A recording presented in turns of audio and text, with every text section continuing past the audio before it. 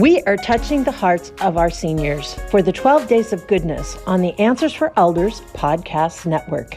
Get to know what we're up to this season of 2021. And welcome back, everyone, to Answers for Elders radio and podcast network. And we are here talking with Brandon Glasgow, Nesby Glasgow, and Nicole Nishimura, who used to be Glasgow. All three of you are Nesby's adult grown children, and we are here to celebrate the amazing man that Nesby Glasgow was and still is in our life, because he has influenced so much that we have a special award that is named for him that will be given out. This will be the very first annual award that we hope to give out during 12 Days of Goodness to that unsung hero, that person that has gone above and beyond in the care of a senior.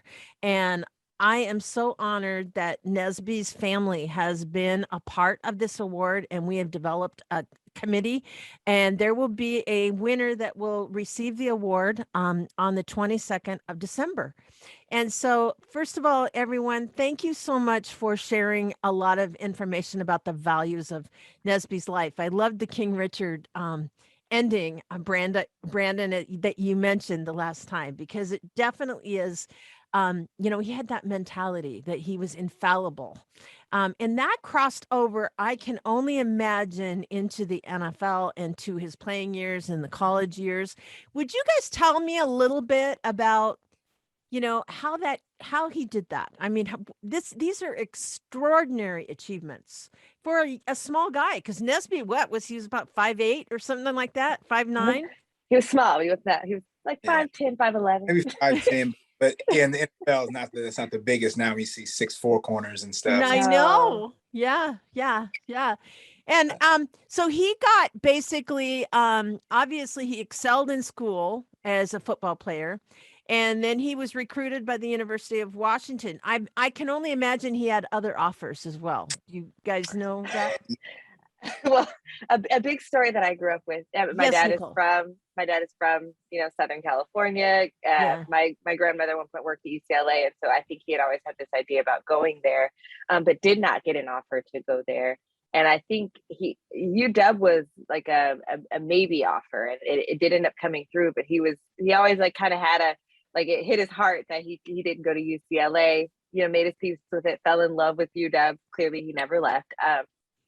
But part of that spirit that he had is that when he finally got to play against UCLA as a Husky, he was like, that game was so important to show them what they missed out on, and what I can do. And I think I don't remember if it was after that game or in later years, but I know at some point someone came and spoke to him about like, oh, we messed up here. Like, you clearly have what it takes, and we just obviously, we saw your size, and and that was my dad, like just being the underdog and showing you that you need to do a second look at underdogs. Like, don't dismiss anyone, because he doesn't dismiss anyone. And so he wanted to kind of spread that message. And I think that was a huge part of who he was on and off the field.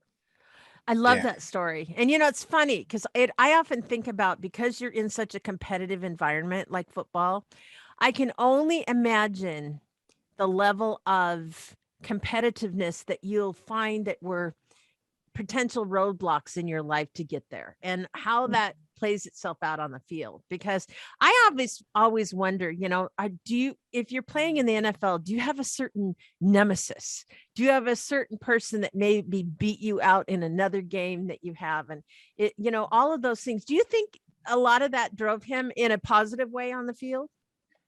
Yeah, absolutely.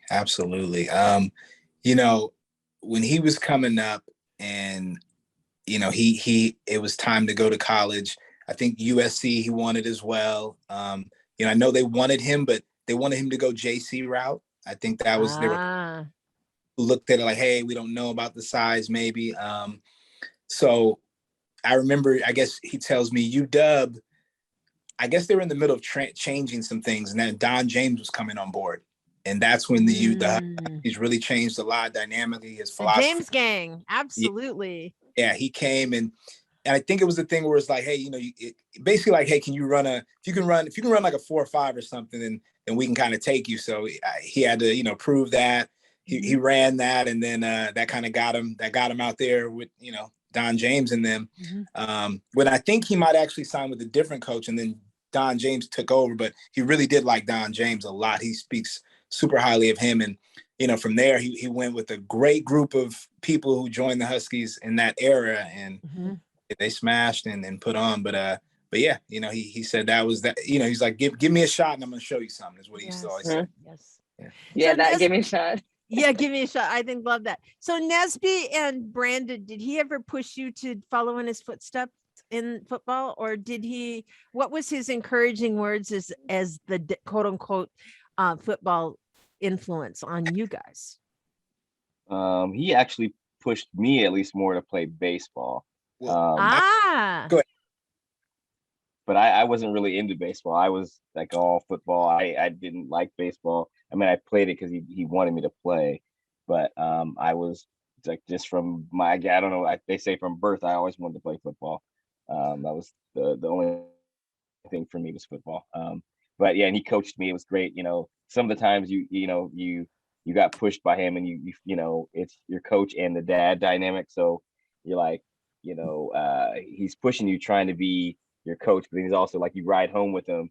You're like, hey, Dad, man, you were like, why were you riding me? And he'd sort of explain, hey, I'm gonna try to coach you. I'm gonna coach you harder than I coach them, just because I don't want. I can only imagine. I don't want to have this kind of like dynamic that he's easier on my son or easier on this. I'm probably gonna coach you harder just because of that, just so there isn't any he takes it easy on their son, or he, it helped me later. It definitely helped me. It definitely, once I got over the personal fact of him just saying, run an extra lap, it definitely prepared me for, future high school and college playing. So that's amazing. How about you, Brandon? Oh man, so many stories of this man.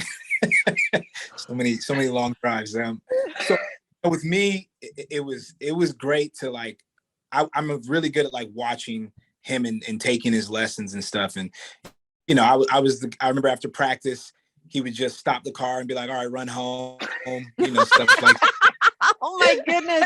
In the full pass. And I think he might have been a little, it was very different because it was different points in his life when he could kind of help and all that. But I mean, he was always there.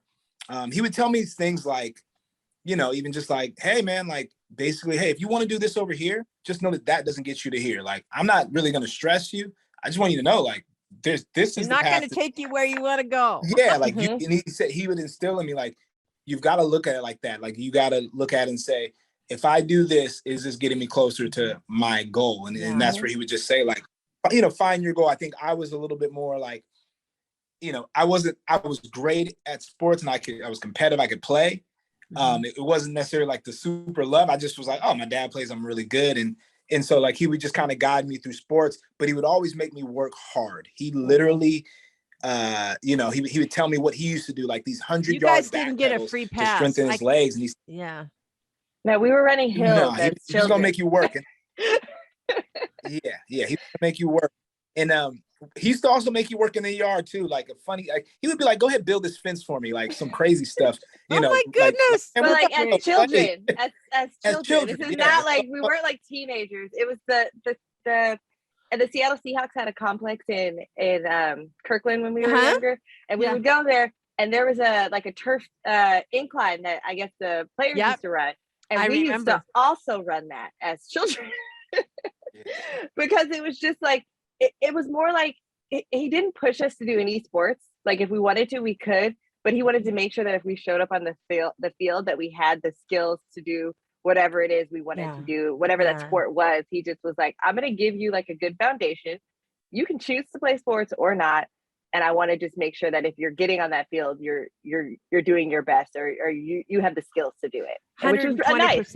Yeah, it's a nice balance. Because I know some people say, oh, you're going to do this. And it was he's oh, you can do whatever. You can do nothing. Yeah. But if you go, you're going to do your best.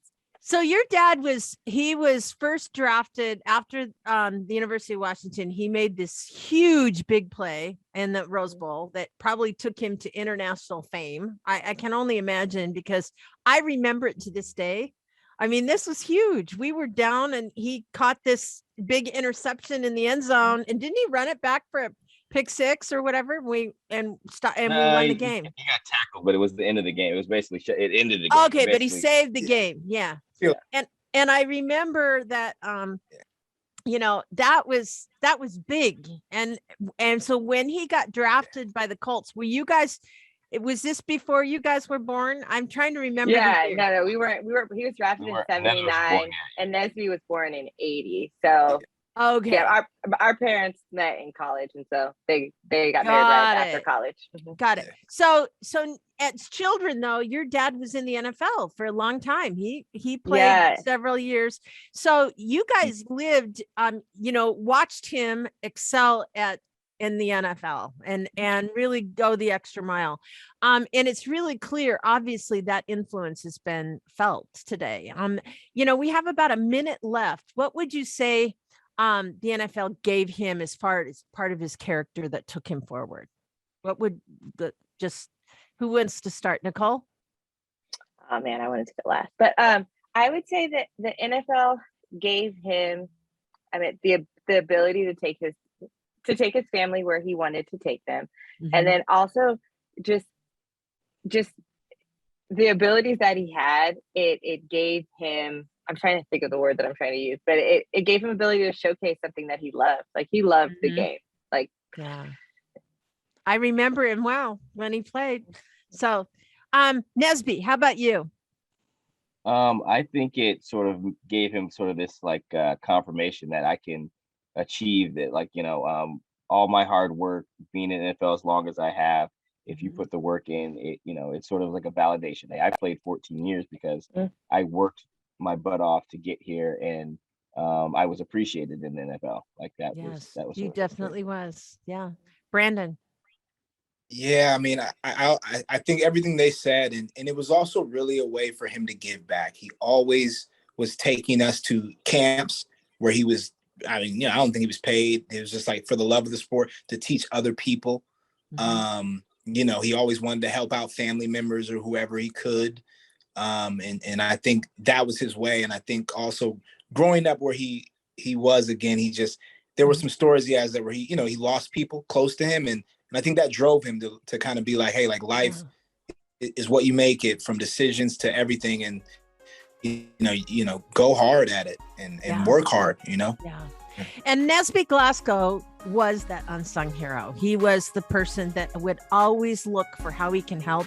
And yet, the thing is, we remember him maybe as a culture, as an amazing football player, but he was so much more. And we're going to be talking about that in our next segment after this.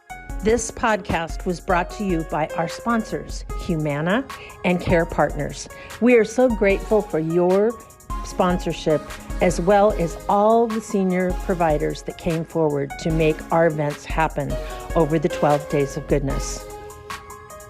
To each and every one of you, have a happy holiday season